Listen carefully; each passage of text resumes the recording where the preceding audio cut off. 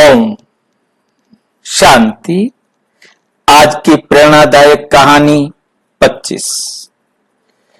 विषय करुणा की भाषा।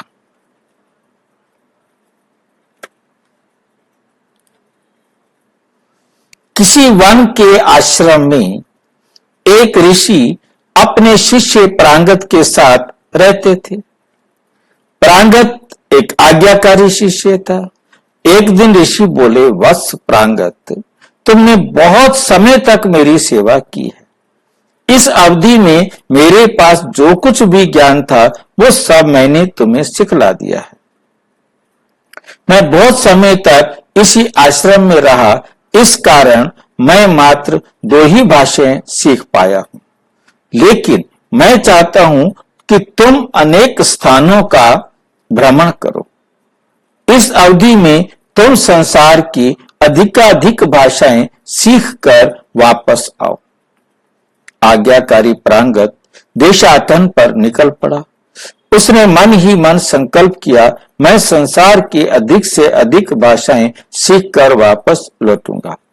प्रांगत नए नए स्थानों से गुजरता रहा। लगभग 10 वर्ष बीत गए।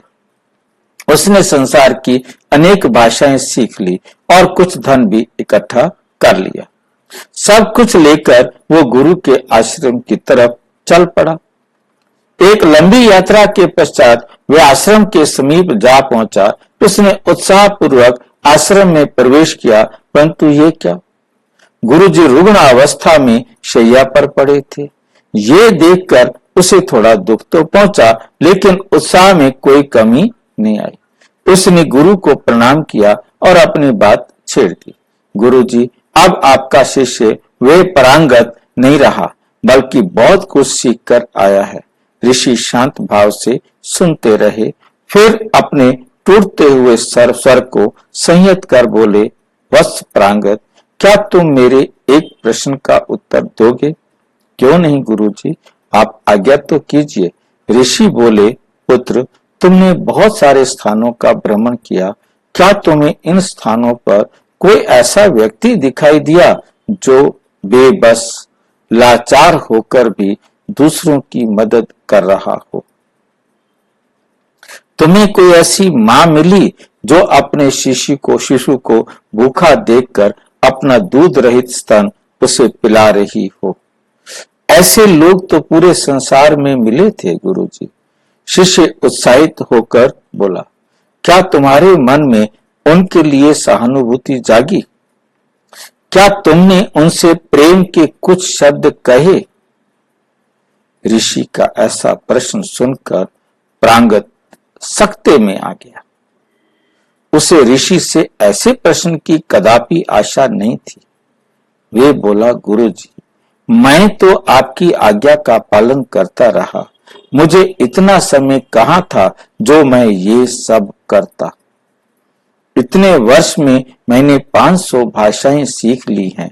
इतना कहकर प्रांगत ने गुरु की तरफ देखा और पाया कि उनके मुख पर एक रहस्यमयी मुस्कान आकर चली गई। ऋषि बोले, वत्स प्रांगत, तुम अब भी प्रेम, सहानुभूति और करुणा की भाषा में अपरांगत हो।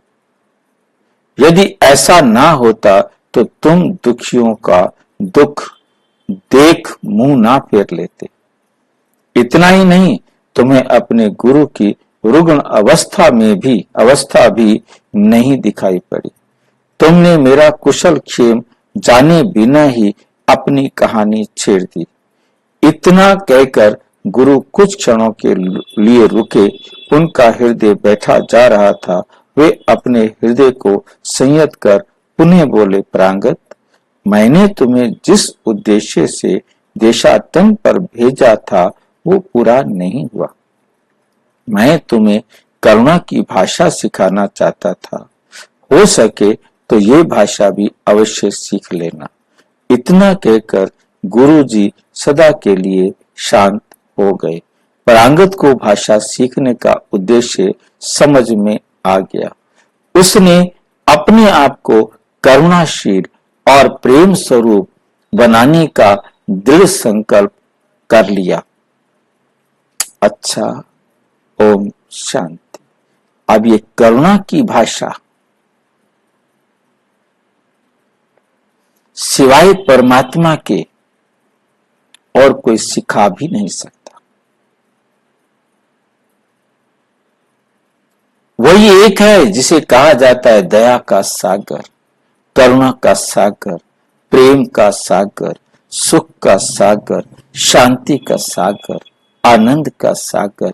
वो आकर सारे संसार की आत्माओं को ये वंडरफुल भाषा सिखा रहे। आपका भी अधिकार है इस भाषा को सीखने का।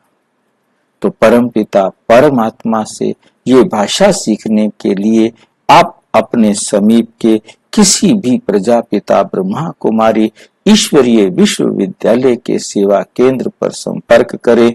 और यदि कोई प्रश्न हो तो 9213106986 पर केवल टेलीग्राम करें। 9650692270 पर केवल व्हाट्सएप करें। फोन नहीं। ओम शांति।